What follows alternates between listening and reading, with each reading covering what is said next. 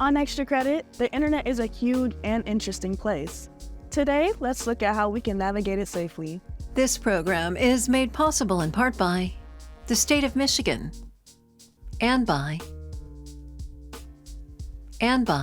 viewers like you. Thank you. Some of us are here to make friends.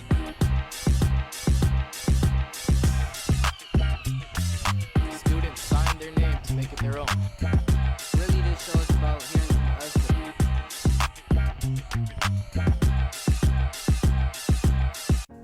Paige, are you ready to play a game? Depends on what kind of game. It's called Two Lies and a Truth, and you have to guess which one is true. Okay. 84% of teens say it will be hard to give up social media. The second one is that the 5 social media platforms are YouTube, TikTok, Reddit, Instagram, and Snapchat. And the third one is that 95% of teens have access to a smartphone.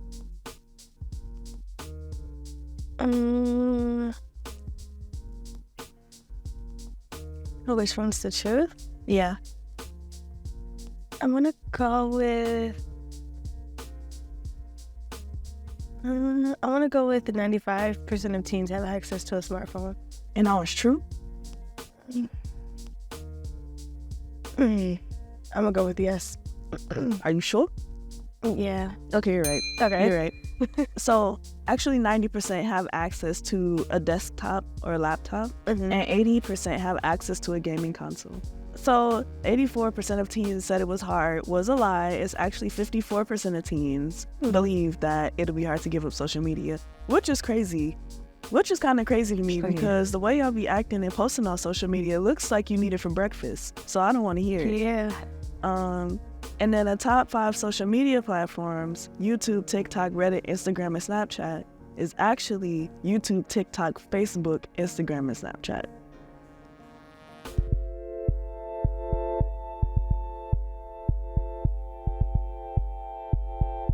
A lot on social media, we watch other people socializing sometimes, and it's almost like, okay, well, what am I doing? Social media seems to be everywhere in our everyday lives, which brought me to the question, how is it affecting the young people who use it? To find out, I sat down with my friends, Sophia, Marissa, and Brienne. So my first question for you guys today is, what social media platforms do you all use and how often do you use them? I mainly use Instagram, would probably be the one I use the most, and I use TikTok occasionally. Yeah. Just Instagram. Okay. I use Instagram and Snapchat, but Instagram is just like an art page. Do you feel that social media is detrimental or is it beneficial to your mental health? I think it's 100% detrimental to me. I don't like being on my phone, yet I still find myself on my phone. I get bored and I turn to social media. And I think it just takes up too much of my time when I want to be doing other things, and I don't make the conscious decision to do something else when it's right in front of me. Mm-hmm. For me, it's very detrimental. I had to delete TikTok about 2 years ago because I was getting a lot of panic attacks from just watching the videos. When you get onto certain sites of social media, it's a lot of people trauma dumping, and that was not good. Mm-hmm. To gain some more perspective, I spoke with Susan Salhaney, the COO of the Judson Center, a nonprofit organization that provides mental health services in the Metro Detroit area. Social media really has some positive benefits overall, right? It keeps us connected with people, keeps us in tune with news and information. We can safely meet new people at times. But there's also, a downside to it because that becomes our frame of what can be reality or what a teen may think is reality. I think that they pointed out some really good points because some youth is so focused on seeing what everyone else is doing on social media or how they could be like that person on social media. But people put on social media as a fake persona, for one. And two, that's kind of like an identity crisis situation going on. And you're trying to be like someone that's on social media. They could be going through it at home, but they're just like posting on social media because it helps them keep that fake persona up. And you trying to be like them is just gonna make you like Right. And not having a life outside of social media, like if you just on your phone however many hours a day, that, as they were saying, creates a addictive behavior. Like you can get addicted or latch on or cling on to anything, like how you do with social media. Like it's easier to do that because you're already doing that, you know. And so when it comes to other attributes of life, now you're clinging or hanging on to something that you really don't need to, as a coping mechanism or as something to just keep you afloat when you don't really need it. And they were also saying that it starts a lot of panic attacks for them sometimes. And that's really important to actually know that that's coming from social media, because at that point, like, now you have to create a boundary for yourself. And so that also begs the question, how old should someone be to be using social media? Like, because at that point when you use social media and we know how negative they can affect our lives, that now there's a self-discipline, or now somebody has to take control and make it manageable and create a balance between real life reality and what's being posted online. So how old do you think someone should be before they have social media? Honestly, I would say maybe 6, not 6, no. Like 16, but I still feel like that's too young. Because first of all, you're in high school, you're already going through, I have no friends and I'm so awkward. Like you're already going through that phase in high school. So it's kind of like you being on social media too, it's just gonna like, I don't know. Like enhance. Yeah, it's gonna enhance it because I don't look like her because she has this. And so it's just kind of like make you feel more self-conscious and stuff, and you're gonna seek more validation. But at that point, like, there's older people who compare themselves to Nicki, Beyonce, they 40, you know? So it's like, people compare themselves to everyone else all the time. That's what I'm saying. So it's like, even when they turn 50, like, does age, like, what point do you think it should be put on the person? Like, when can they be responsible for that time that they spend online?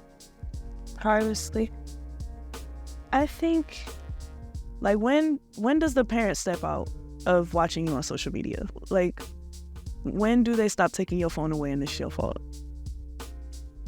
I don't know. I feel like parents should never stop doing that, because let me backtrack. And I'm spending too much time on social media, and you're seeing that my mental health is not decaying, but like, but if my mental health is like declining. Yeah, declining. Then I feel like you should, no more social media for this month, like no more social media for about a month or two, or, well, let's limit it to an hour and a half, maybe 2 hours. It's like something like that, because I do that all the time. I'll be like, okay, I'm gonna be on social media for an hour. It'd be like 8 hours past. I'm like, oh, it's nighttime. When is it all your responsibility? I mean, when you notice that you have a problem, like as soon as you, like, dang. I'm saying, like, when is it for your mom to be like, hey, you gotta get off your phone? Sometimes you just gonna have to put that parental control on there. For yourself? Yeah. Yeah, like, you just gonna have to put that parental control on there. And after them 2 hours up, it's gonna kick you out. You can't get back into the next day. Yeah. So I feel like when parents do that, I feel like it helps a lot. I know that's the problem now. Like, it'll be 7 in the morning. Then as soon as I get up, so it's 5 o'clock. I'm like, oh, I spent the whole day in my bed just on TikTok. So I moved to Instagram. Like, and Instagram Reels. What was that supposed to do? I don't know. Like, because I never really get on Instagram like that. I'm mainly on TikTok. Yeah, TikTok is the biggest thing for me. Like, if I deleted, like, Snapchat and, like, Instagram and Twitter, all that, I'll be fine. TikTok's the only app. Yeah, like, if it's on TikTok, I'm like, oh, I'm gonna go on TikTok. Like, one time I did delete it for a month. And I'm like, like, I'm bored. I'm gonna go on TikTok. So I ended up reinstalling it the same day. I'm like, the same day? Yeah, because it's an addiction. That wasn't a break. But that was a hiatus. But a very short. I did end up, like, after that day, I'm like, something gotta give. So I deleted it for a month, and then I got back on there, and it's not the same anymore. Because when I was on that break, I realized how much of a difference it was making and how much, like, I'm like, okay, like, this, like, it kind of got boring. Just scrolling and watching video, like, that's boring. Like, I need something else to do. So, Yeah. after that month, I was like, you know what? I'm gonna go hang out with my mama. I'm gonna go watch a movie with my mom, play with my dog, go bother my sister. Do something productive.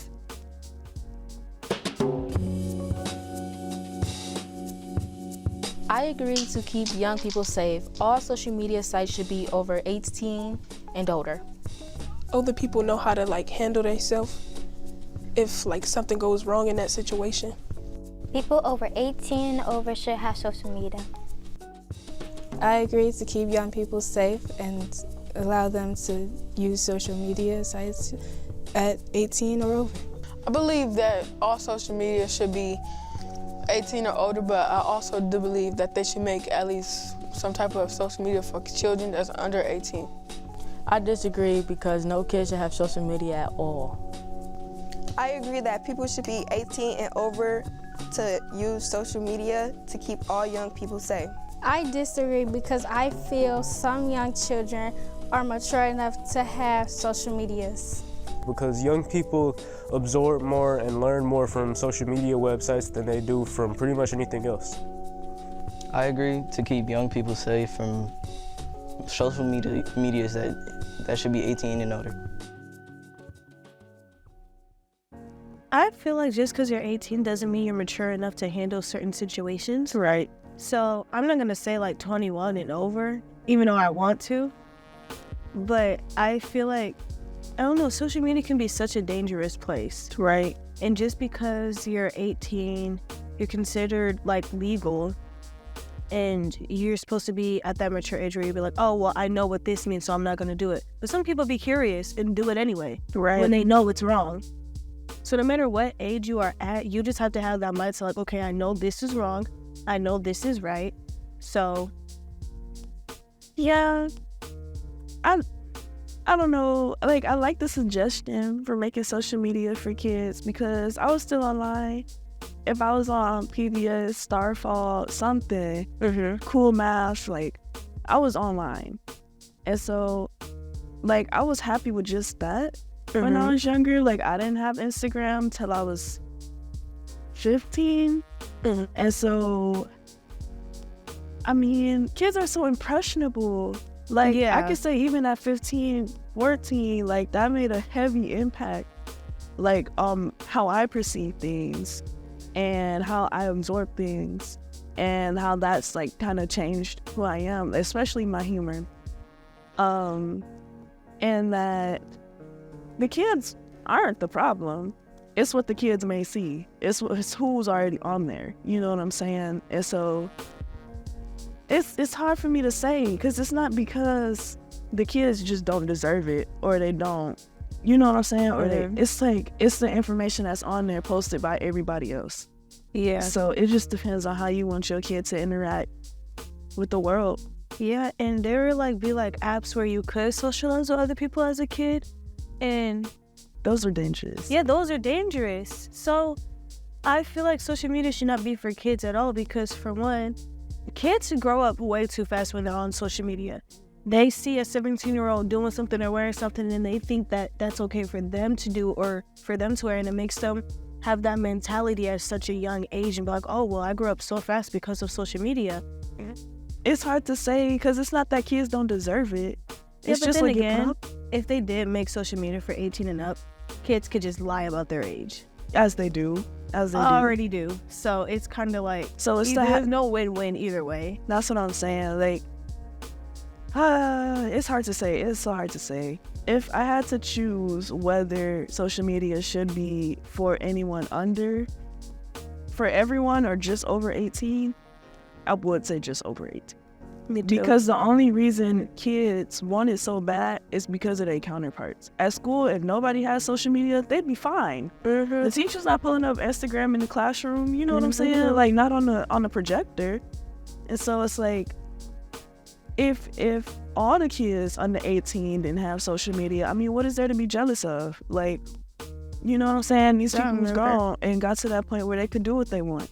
and your turn is coming soon. I mean, it's just growing up on your time instead of social media's time. Because I'm not gonna lie, like if I didn't have social media till I was 18, I'd probably be the happiest kid in the world. Exactly. I'll be the happiest kid in the world. Like, I promise that. Love yourself. You don't have to have Instagram. It's okay. Like, and in the fact that like people are can still take scared to pictures. post.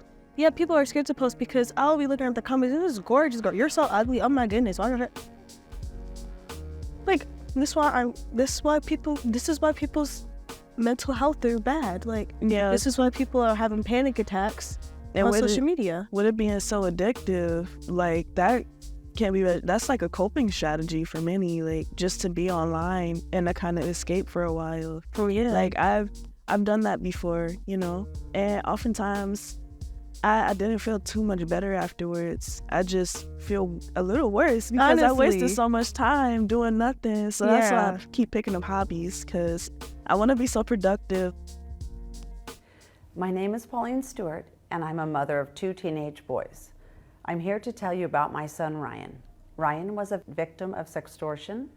Sextortion happens when a person blackmails or threatens to distribute your private or explicit photos or videos. If you do not send more explicit photos or videos, money, or engage in activities that may be sexual or illegal in nature. This individual may also threaten to harm your friends or family unless you comply with their demands. Unfortunately, Ryan ended up taking his life due to the extreme pressure that was put on him by the person demanding money and threatening to distribute explicit photos of him. My son Ryan was a senior at Ann Sobrato High School. He was a straight-A student who was planning on attending Washington State University and majoring in agricultural biotechnology. He loved the Future Farmers of America program and was their chapter secretary, and raised his sheep for their supervised agriculture experience project. Ryan was a very trusting person. The individual who sextorted Ryan pretended to be a young girl interested in my son. They, in other words, catfished my son and gained his trust through flirting and showing interest. Ryan truly believed that he was talking to a young girl. This is one of the huge problems with social media. People can pretend to be anyone.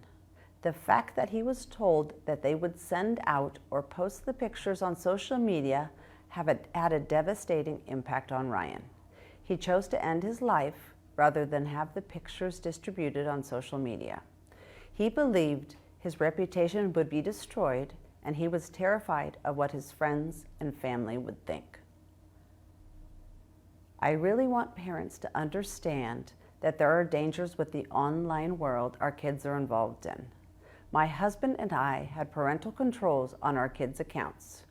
We knew their passwords, and they could not download any apps without our approval.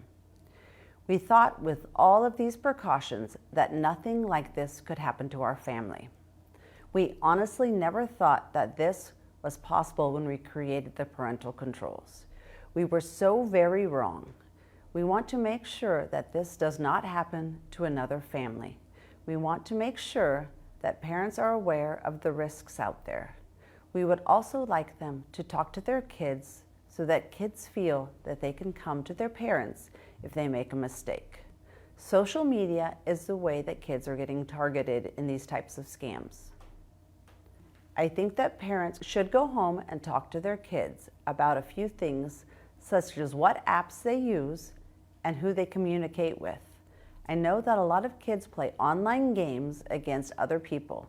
One thing that I would like to stress is that if someone reaches out to them and tries to befriend them, they need to be very careful.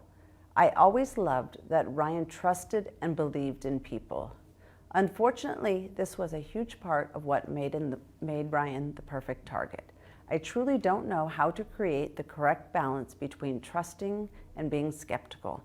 I know that parents need to talk to their children about what to do if someone they don't know reaches out to them. Ryan was my firstborn and an amazing and loving child. His loss has devastated our family. My younger son lost his brother, best friend, his innocence, and trusting nature in one night. Ryan's younger brother has never been interested in getting on social media before this and has had to grow up way too fast. Ryan truly believed that his error in judgment of trusting someone was too much to handle. Please stress with your child that you love them and that if something like this happens, that your family can work it out. We want to get Ryan's story out there so that no other family has to go through what we have. We want to educate both parents and kids about the risks out there and especially about sending compromising pictures to people on the internet.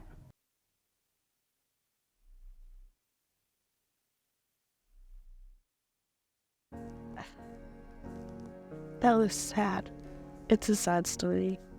I think it's important to rehash that no matter how well you know this person, how close they are, if you even know they're real, or if they actually do go to your school and you know them, you've been friends with them for a long time, that it's important to do not send any explicit photos or photos that will be detrimental to your health and safety.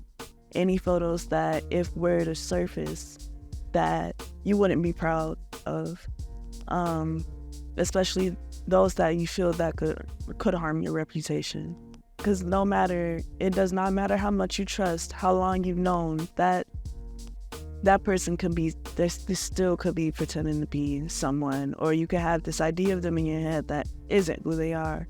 You know, even what you're thinking about this person, it may not be a real trait of theirs. You know, they could have been lying to you.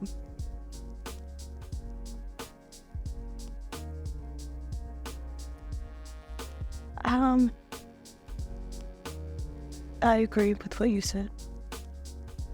In that it's really hard to get justice. It's really hard to get justice when these types of things happen because, especially if it's someone that's anonymous or lied about their identity, it's really hard to find where, how, when, what, besides the text messages. Tracking them down gets difficult. And the blackmailing that happens, that often doesn't get resolved either. And that I want to stress that no matter if this happens to you, if this happens to anybody, if there are pictures of you out there, you're no less of a person. You're no less of a being that deserves to be treated fairly. If you were coerced, if you were manipulated, if you free will sent these, knowing that these were pictures that you probably shouldn't have sent, or didn't want to, or wanted to then and didn't and wish you didn't, you know, you're no less of a being that deserves love, care, and attention. And don't let anyone tell you that you're less of a human being because everyone makes mistakes in their life. Everyone makes mistakes. And these types of mistakes happen pretty often. Yeah. So, yeah. It's just best to not do that. It's best to not send any photos. Yeah. At all. Because what can they do if you don't send the photos? You know what I mean? Exactly. What's the worst they can do? Yeah. And, you know, if they're already in someone's phone, it's not like you can delete it through their phone. Like, once it's out there, it's out there. Even if you don't think you'll regret it, think thrice.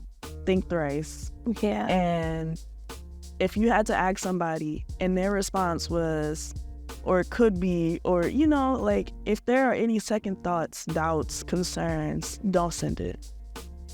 Don't send it, especially if you have a career that could influence. Don't do it. Even if they don't say they're gonna send it out, they're still showing people. Yeah, they likely are. They most likely are sending it to somebody else. That's how stuff gets leaked as well. And they can be posted to places that you don't even know. Yeah. Like they might be up somewhere that you wouldn't have thought, you know, or you have no way of knowing unless you're told. Yeah. You know, and so once those pictures are out there, they're out there. Yeah. Even if you're getting blackmailed, they might still be out there, you know, like pictures are so easy to send and it's so easy to freely share without permission, or you give that one person access, you give a lot of people access. There's my thing. If you give somebody access to something private, you gave more than one person access. You will always be giving more than one person access. If you think you trust someone with the deepest, darkest secret, guess what? They're going to tell somebody. You got a secret, you got a spam account, you got private things going on, and you tell somebody, they're going to tell somebody else. You done told a couple people at this point. You know what I'm saying? It's no longer a secret if it ain't just you. There are always consequences to your actions, whether positive or negative. Remember, the most important version of you is the one that you know is true. See you next time. This program is made possible in part by the state of Michigan and by viewers like you. Thank you.